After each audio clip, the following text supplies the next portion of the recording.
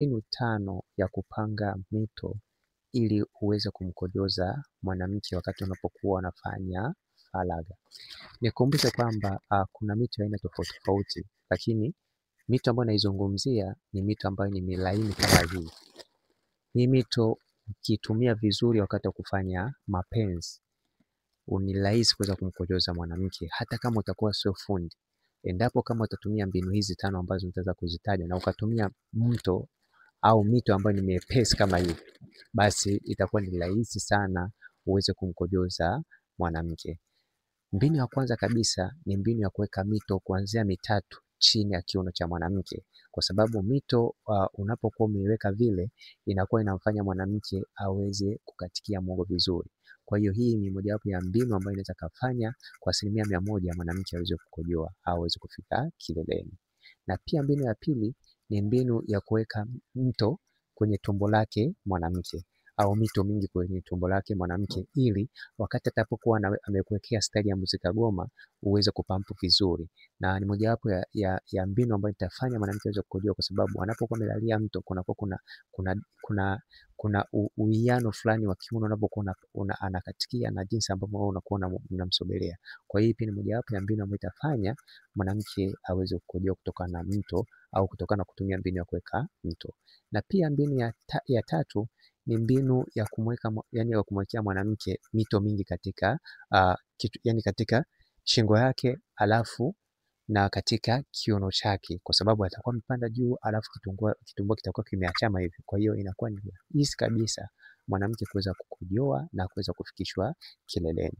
Na pia mbinu nyingine ya 4 ni mbinu ya kumwekea mito katika ubavu wake. Unamweka mito mingi alafu anakuwa amelala kiubavu ubavu.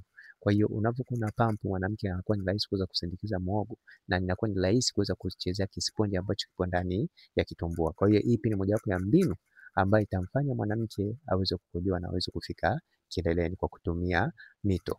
Na pia mbinu ya mwisho kabisa ni mbinu ya mwanamke yeye mwenyewe aweze kukuwekea mito katika kiuno chako huku akiwa na kusukuma. Yaani anashika mto kama huu, wewe unakuwa mbele yake, alafu anakuwa anakuvuta hivi taratibu afu kimahaba na wewe unakuwa na pump. Hii ni mojawapo ya mbinu ambayo itafanya mwanamke aweze kukojoa, kwa sababu kuna movement fulani ambayo inaleta ladha zaidi. Kwa hiyo hii pia ni mojawapo ya mbinu ambayo itafanya mwanamke aweze kufika kileleni kwa kutumia mito au kwa kutumia mto ambao atakuwa amekuwekea katika kiuno chako. Lakini kumbusha kwamba usitumie mito migumu. Chonde usitumie mito migumu. Tumia mito kama hii nyepesi. Hii mito ndio itasaidia sana kuweza kumfikisha mwanamke kileleni. Na wewe mwanamke, sio kwamba eti umwachie mwanaume jukumu la kununua mito, hapana. Hakikisha unanicheki, unaweza kununua mito kama hii shilingi 9,000 kila mto mmoja utachukua kwa shilingi 9,000. Na kama utahitaji niweze kukupa darasa la kutumia mito wakati wa kufanya mapenzi, nitakupa darasa bure zaidi, au bure kabisa kwa shilingi. Kama utachukua mito 3 nitakupa darasa kabisa, na kama utahitaji tuonane physically ili niweze kukupa darasa, nitakupa darasa kabisa baada ya kununua mito, na utafundishwa vizuri ili uweze kufurahia tendo la ndoa, kwa sababu kuna wanawake mpaka leo hii hawajawahi kufikishwa kileleni. Wapo katika ndoa zaidi ya miaka na miaka hawajawahi kufikishwa kileleni na waume zao, au wamefanya mapenzi na waume tofauti tofauti hawajawahi kufikishwa kileleni. Lakini kuna mbinu ya kutumia mito ambayo inaweza kukusaidia uweze kufikishwa kileleni. Kumbuka hii mito ni shilingi 9,000. Nicheki katika namba ambayo inapita katika screen yako. Nyumbani Beauty, lengo letu ni kuweza kukupendezesha wewe pamoja na muonekano wako, na pia uweze kufurahia tendo la ndoa. Sijawasahau wale ambao wanapenda kujifunza namna kuweza kufanya mapenzi au kupata video za kufanya mapenzi. Kama unahitaji kupata video za kufanya mapenzi ama unahitaji kupata ushauri wa kufanya mapenzi, unaweza kunicheki WhatsApp kwa namba 0713728736.